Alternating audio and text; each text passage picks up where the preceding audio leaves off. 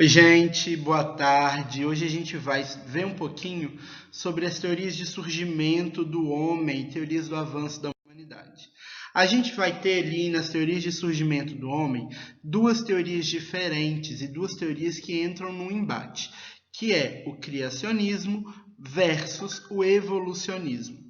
O criacionismo ele está centrado muito mais nas questões religiosas. Ele é uma explicação de fundo religioso para o surgimento do homem. Se a gente observar, todas as religiões criaram a sua teoria de surgimento do homem. Já o evolucionismo ele está ligado ao pensamento científico. Ele se consolida no século XIX e vem sofrendo alterações desde então. Bom, a primeira teoria é o criacionismo. Então, a primeira coisa que a gente já grava do criacionismo é que ela tem um fundo religioso. E esse fundo religioso acredita que a humanidade surgiu a partir de uma vontade divina. Ela surge a partir da vontade de Deus ou dos deuses, vai depender do fundo religioso em que isso está implicado. E todas as explicações elas vêm de um fundo mitológico. Por que a gente diz que elas vêm de um fundo mitológico? Porque elas partem do extraordinário, do sobrenatural. Ela parte do fundo religioso.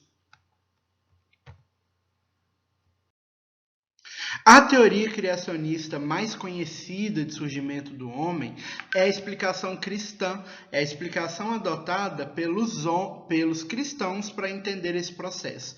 E essa explicação cristã, ela está basicamente baseada na ideia do surgimento de Adão e Eva, de que Deus cria o mundo na epopeia dos 7 dias, e após a criação do mundo, ele vê que falta alguma coisa e faz o homem. E aí essa história ou essa narração é muito comum na Bíblia e é muito disseminada dentro da sociedade ocidental. Nós do mundo ocidental entendemos e lemos essa tradição cristã durante muitos anos. Então é uma história conhecida por todos, tanto que a gente trouxe um trechinho. E a gente coloca assim: essa é a história dos céus, da terra no tempo em que fomos criados, quando o Senhor Deus fez a terra e os céus. Ainda não tinha brotado nenhum arbusto no campo e nenhuma planta havia germinado, porque o Senhor Deus ainda não tinha feito chover sobre a terra, e também não havia o homem para cultivar o solo. Todavia, brotava água da terra e irrigava toda a superfície.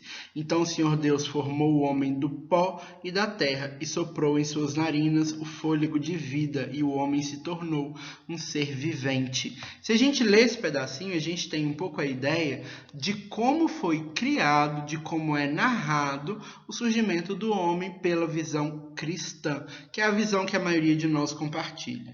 Já o evolucionismo ele tem uma base completamente diferente. A base evolucionista é fundada numa base científica, então ela é feita a partir da ciência. O evolucionismo surge no século XIX e tem como principal influenciador, ou como principal pessoa a influenciar as ideias científicas, o Charles Darwin, que a partir da teoria do Darwin de seleção natural, os indivíduos vão sobrevivendo e evoluindo e se adaptando. Bom, esses conceitos eles são construídos no século XIX e são comumente estudados até hoje. Bom, essa teoria do Darwin que a gente vai ver é a teoria da evolução das espécies.